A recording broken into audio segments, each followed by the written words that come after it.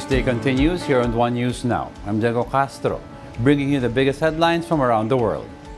The U.S. House of Representatives has voted to formally authorize its ongoing impeachment inquiry into President Joe Biden. The Republican-controlled chamber voted 221 to 212 along party lines to approve the probe. This is set to examine whether Biden improperly benefited from his 53-year-old son Hunter Biden's foreign business dealings.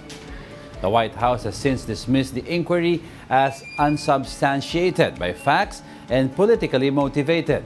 The inquiry comes as Biden prepares for a possible 2024 election rematch with his Republican predecessor, Donald Trump. The House has now spoken, and I think pretty loudly, pretty clearly, with every single Republican voting in favor of moving into this official impeachment inquiry phase of our constitutional duty to do oversight. So when a majority of the House goes on record in support of an official impeachment inquiry with the power that resides solely in the House of Representatives, this impeachment power, I think that sends a message. Testimony concluded in Donald Trump's civil fraud trial in New York, where the former U.S. president is accused of lying about his net worth to dupe lenders. A lawsuit by the New York Attorney General seeks to fine Trump at least $250 million and sharply curtail his ability to do business in New York.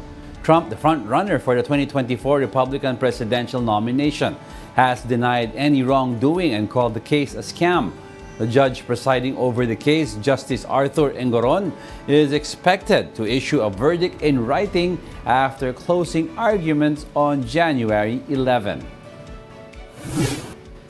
Following years of heated debates, Bulgaria begins to dismantle a monument of the Soviet army that has been considered as a symbol of Russia's influence in the Balkan country. More details in this report by the Associated Press.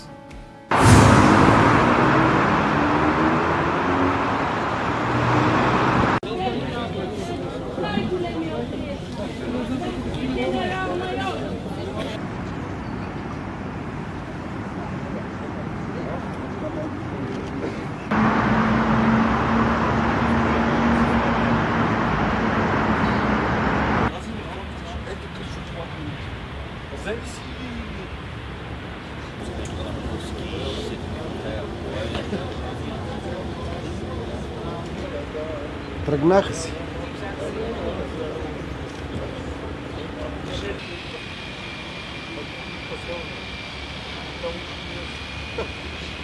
Да иска така започне.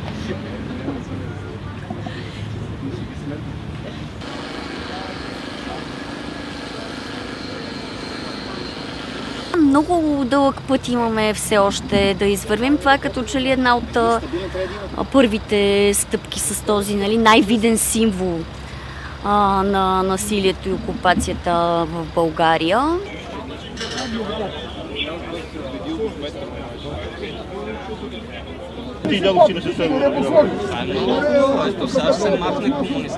Този паметник не случайно е сложен тук.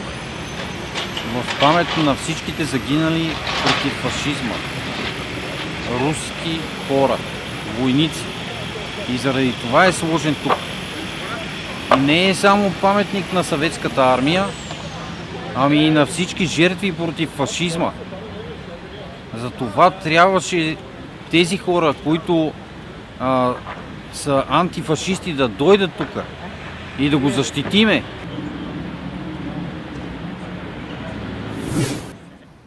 We'll be back with more stories after the break. Keep it here on One News.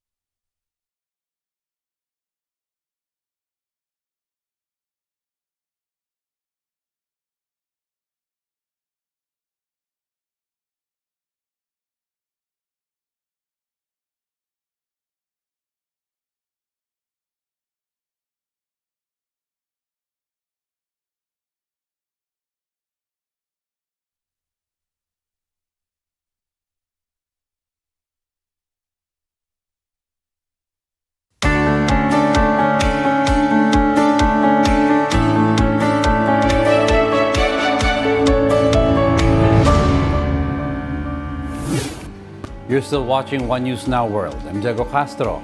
The Israeli army says casualties are mounting as fighting intensifies in Gaza. The chief spokesperson of the military described a heavy feeling after announcing its worst military losses in more than a month. Israel reports that 10 of its soldiers were killed in the past 24 hours. However, he admits that the casualties were expected as fighting escalated in the enclave. אנחנו נמצאים בשלב בו פועלים ברצועה הרבה מאוד כוחות במגע עם האויב. ככל שאנחנו פועלים רחב באופן שבו אנחנו פועלים ברצועה, יש יותר התקלויות ולצערי יש גם יותר נפגעים. Pope Francis renews calls for an immediate humanitarian ceasefire in Gaza. In reiterating his call, the Pope urged both sides to have the courage to take up negotiations. The Pope also appealed for all hostages to be released. Pope Francis also urged the rest of the world to provide aid to the suffering population in the Strip. Let's now take a quick look at other world stories we're watching. Beijing authorities shut schools and told people to stay home on Wednesday. This as a mass of cold air drifted into the Chinese capital from the west, the second cold wave this week.